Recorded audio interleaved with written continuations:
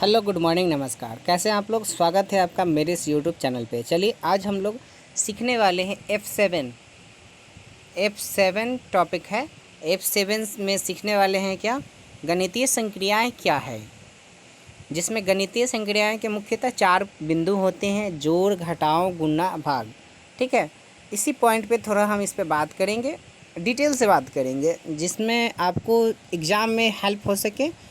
उस तरीके से हम आपको लिखने का भी मतलब सिखाएंगे यहाँ पे कि कैसे आपको एग्ज़ाम में अगर मान लिया जाए क्वेश्चन पूछ दे कि गणितीय संक्रियाएं क्या है, तो आप कैसे इसका उत्तर लिखिएगा अपने एग्ज़ाम में, पेपर में, उसके बारे में हम आपको बताएंगे। ठीक है, तो इस चैप्टर का जो नाम है वो F7 है, चैप्टर गणित का शिक्षण शास्त्र। ठीक है, गणित का शिक्षण शास्त्र चैप्टर का नाम है। तो चलिए शुरू करते हैं। देखिए दोस्तों, अगर आपको PDF चाहिए तो आप हमें कमेंट कीजिए, PDF आपको हम अवेलेबल करा देंगे। ठीक है, अगर अभी तक आपने हमारे चैनल को सब्सक्राइब नहीं किया तो चैनल को सब्सक्राइब कीजिए, लाइक कीजिए और अपने दोस्तों में शेयर भी कर दीजिए। ठीक है, और सबसे तेज़ नोटिफिकेशन पाने के लिए बेल आइकन वाले बटन को दबाना नहीं भूलिएगा। चलिए शुरू करते हैं। देखिए F7 है गणित का शिक्षण शास्त्र। गणितीय संक्रियाएँ क्या हैं? तो सबसे पहला पॉइंट है जोड़। ठीक है, जोड़ के बारे में समझते हैं, आखिर जोड़ है क्या।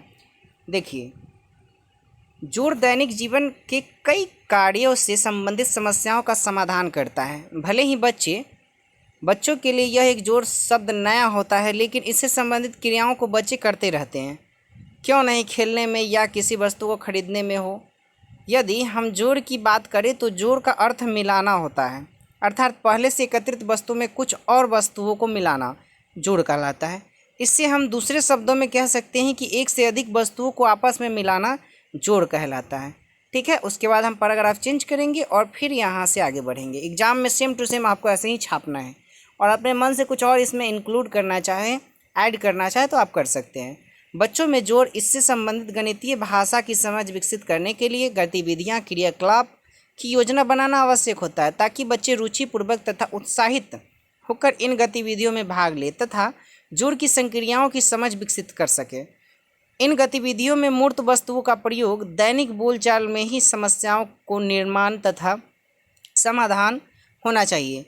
जोड़ के एक सरल प्रश्न शब्द के रूप में हल तथा जवाब बच्चे बताना सीख जाए तो उसे गणितीय रूप में व्यक्त करने तथा हल करने की समझ विकसित की जाए।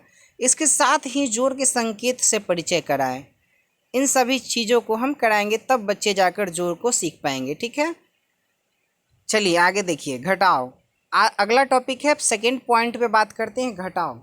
ठीक है, घटाव जिस प्रकार जोड़ का संबंध दैनिक जीवन से संबंधित समस्याओं के समाधान से है, ठीक उसी प्रकार घटाव का जो संबंध होता है वो दैनिक जीवन के कार्यों से है। भले ही बच्चों के लिए घटाव शब्द नया है, लेकिन इससे संबंधित क्रियाएं बच्चे हमेशा करते रहते हैं, क्यों ना किसी वस्तु को खरीदना हो या खेलने में हो। अगर हम घटाव की बात करें तो घटाव का शाब्दिक अर्थ निकालना होता है, अर्थात पहले से एकत्रित वस्तु में से कुछ वस्तु को निकालना घटाव कहलाता है। ठीक है, एक चीज़ आपको कॉमन लगेगा, इसके बारे में हम लास्ट में चर्चा करेंगे कि आपको सभी क्वेश्चन का आंसर एक ही टॉपिक में आप लिख लीजिएगा। ठीक है, एक पैटर्न पे। बच्चे में घटाव की समझ विकसित करने के लिए उपयुक्त गतिविधियों का आयोजन करना आवश्यक होता है, ताकि सभी बच्चे रुचिपूर्वक और उत्साहित होकर इस गतिविधि में भाग लें और घटाव की संक्रियाएं समझ को विकसित कर सके।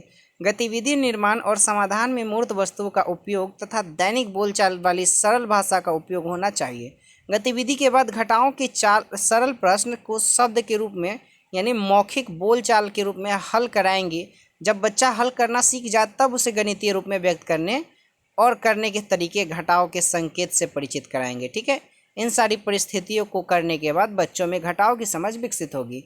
अब चलते हैं तीसरे पॉइंट, गुणा।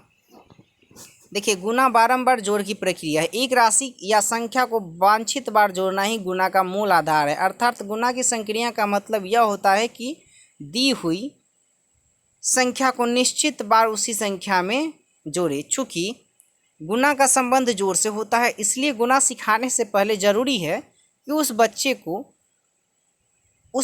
को जोड़ के संक्रियाओं को सिखा दिया जाए। इसके साथ ही यह भी हमें जानना होगा कि गुणा की समझ विकसित करने के लिए जोड़ की समझ के अलावे बच्चों को बारंबार यानी बराबर मात्रा में समूह बनाने तथा समूह को जोड़ना आना चाहिए। इसके लिए हम मूर्त वस्तुओं की सहायता से एक निश्चित संख्या में समूह बनाकर बार बार जोड़कर गुणा की प्रक्रिया से अवगत कराएंगे तथा उसकी संकेत से भी परिचित कराएंगे। अब चलिए अब लास्ट टॉपिक पे आते हैं, भाग। जिस प्रकार जोड़ का संबंध गुणा से होता है, ठीक उसी प्रकार घटाव का संबंध भाग से होता है। अर्थात भाग की समझ विकसित करने के से पहले घटाव की समझ विकसित करना आवश्यक होता है। अगर भाग की बात करें तो एक निश्चित राशि या मात्रा को एक निश्चित संख्या या वस्तु से निर्धारित बार घटाना या कम करने की प्रक्रिया भाग होता है। अर्थात भाग बार बार घटाने की प्रक्रिया है। बच्चों में मूर्त वस्तुओं के सहयोग से भाग की समझ विकसित किया जाता है तथा इसके संकेत को से भी परिचित कराया जाता है।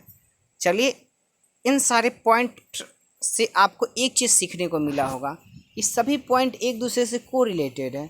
सभी की भाषा शैली एक दूसरे के अनुसार है, एक दूसरे से कोरिलेटेड इसकी भाषा शैली है। ठीक है, आप अगर एक भी कंप्लीट कर लेते हैं तो 3 आपका ऑटोमेटिक कंप्लीट हो जाएगा। ठीक है ना, चूँकि सभी में भाषा एक ही चीज़ चेंज करना है कि यहाँ पे किस संकेत से परिचित कराना है। ठीक है, किसका संबंध किससे, इस चीज़ को खाली समझाना है। ठीक है, तो आई होप आपको ये वीडियो पसंद आया होगा। अगर पसंद आया है तो चैनल को लाइक कीजिए, वीडियो को लाइक कीजिए, चैनल को सब्सक्राइब कीजिए और अपने दोस्तों में शेयर कीजिए। और कोई भी समस्या है तो आप उसको बोलिए, हम अगले वीडियो में आपका समाधान करने का प्रयास करेंगे। ठीक है, तो मिलते हैं आपसे नेक्स्ट वीडियो में। तब तक के लिए अपना और अपने परिवार का ख्याल रखिए। धन्यवाद।